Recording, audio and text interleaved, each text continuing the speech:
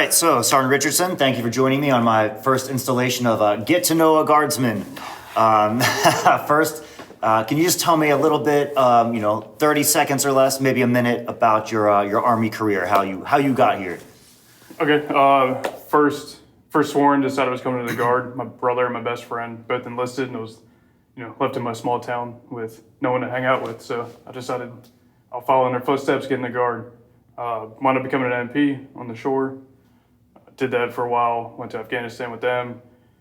Came back, started looking into the full-time route, went to the G8 as a finance technician, and then to the G3 as the assistant schools guy. Rotated that into AGR. Was a supply sergeant for 5 years with a Kosovo MPI deployment in there. And then now I'm back at the G3 as the IDT manager for the state. Okay, did you do like the program where you like enlist with a buddy kind of thing and you guys go through basic training, or how'd that all go? No, they had been out the door. It was in GREP era, so it has all those ties. Okay, yeah. The name that should not be spoke. But yeah, so we all got in different times, came out of basic different times, but it was basically like by the end of the summer we were all back home and drilling together. I had a similar thing. A buddy and I went in about the same time, and we went to basic together. We saw each other like at basic, but then kind of we're hanging out in the same unit once we both got back. Same story. Yeah. But it was an AIT, so we got the race season Mountain Dew, sneak in. Oh, okay. Very nice to hook up. Okay, so like, what were you doing when you first joined the Guard? You say you're just kind of hanging out, or? So came in as an MP. So drill weekends was that. It wasn't anything full time, and then I think back then I was project manager for a disaster relief company. Okay. So mitigation of mold and fire and all that. Oh, gracious. Yeah. Do you have to wear the suits and everything? All the time. All the time. Okay. Probably should have worn a mask more often than yeah. I did, but. Oh man. Okay. And so I'm surprised you didn't go like an NBC route. It seems like you're already kind of suited a little bit. No. Prior to becoming an MP, I was working for a police department on the cadet side. I wasn't 21 yet, so I couldn't carry. Oh, okay. So I thought that'd be a good idea to translate to the military. Okay. And so what kind of stuff did they have you doing? Was this like admin stuff? I mean, obviously you weren't like busting heads or anything. I Mostly assume. booking. Booking? Yeah. What's that? What's booking?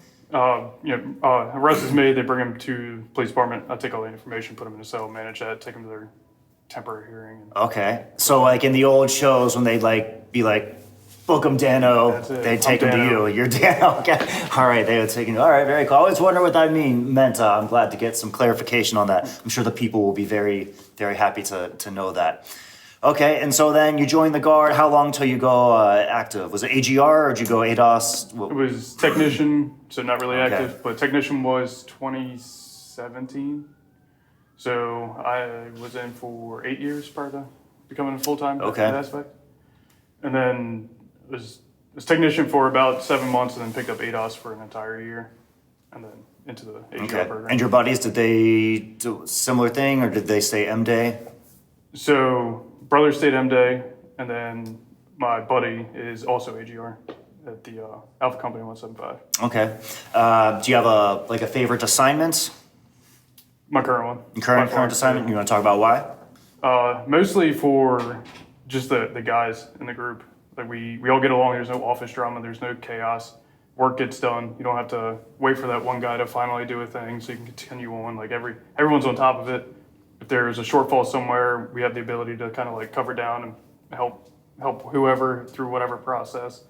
There's none of the normal office kind of concept chaos, which is fantastic. Yeah, I'd agree. It makes a big deal. I heard a quote one time that was like, basically, it's not what's going to determine your favorite place that you work isn't the thing that you're doing. It's the people that you're with. You could be with picking up trash or whatever, and if you have a fun group, that's it's going to be a awesome. good job. Yeah.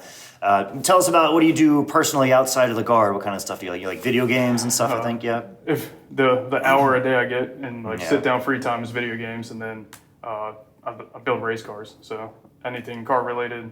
I'm either looking at more stuff on Marketplace that I don't need to buy, or currently working on the project I have at that time. What's the current project? Current project is a 1964 Nova that I'm converting into a gasser style car. So entire new front frame. I have no idea what any of that stuff means. So what's a gasser? Basically basically lifted front end. So Okay. it'll be higher in the front to get better traction. And is this kind of like a thing where it's, for most people mowing the lawn, it's kind of you finish and you get to see at the end, or do you actually enjoy the process of all this stuff? Both. Both, it's both. You Okay. get to be creative while you're doing it. I can pick, like once the hard parts are there, I can design around it and have like an end game in mind, and then as I'm doing it, creatively making it happen. So for me, whenever I undertake something like this, I always it's one step forward and two steps back, and it makes me just hate it because I just get so frustrated. Is that just me, or does the same thing happen to you, and you just internalize part of the process? Same exact thing. Yeah. Like I have that initial plan, and then as I'm being creative with something, it turns into, well, if I'm already this far into it, let's fix these things, and then it goes down its rabbit hole. Okay. What's like your best accomplishment in terms of building? Like what's the craziest, what's going to impress someone who's watching that does car stuff if they heard that you did it, you think? I don't know about impress, but the end game with this current build is I want to stick the GT350 5.2 Voodoo motor into the Nova. So it'll be an old school 60s style gasser with a newer style Ford motor. So it'll upset all the Chevy fans. It'll upset all the Ford people. It'll hurt the feelings of the purist. Okay. I was going to ask, is there like a controversial, like people who restore cars, they buy from a place that only deals with like the original manufacturing. Is it are you a car maker, builder, bad boy for going outside of that, or is that common? For sure. Yeah. Especially Okay. with the gasser.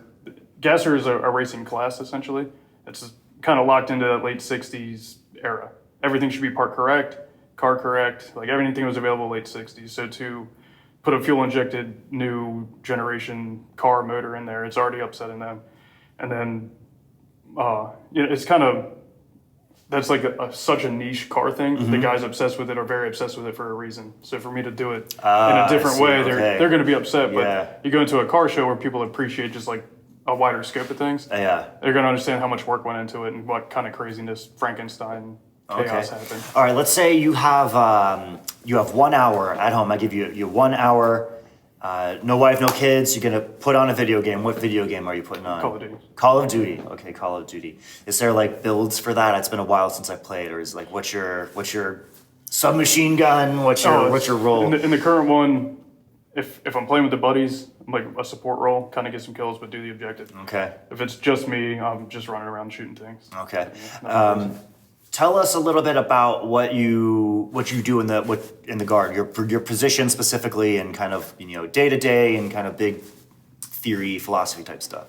Gotcha. Okay, so being the IDT manager for the state, I'm kind of responsible for the funding and scheduling of all of the drill weekends. So the two days a month part of the commercial, 1 weekend a month. So it goes into making sure we have the finances captured to pay all the Joes. If money's got to move around, take care of that. Scheduling, we've actually sat down and implemented a process that's way more efficient and clear than what I inherited. So it's easier to manage. It makes more sense to manage. It's easier and quicker to implement the change. And then I also help with the school stuff. So like school quota source management. I try to help that side of the house as much as possible, and then also our best warrior involvement and all the other taskings. But I know being we work in a top heavy section, and so you being an E6, it becomes one of those like put Richardson on it type of things. It's like that also stems back to the guys we work with making it the best place ever. Yeah, because sure.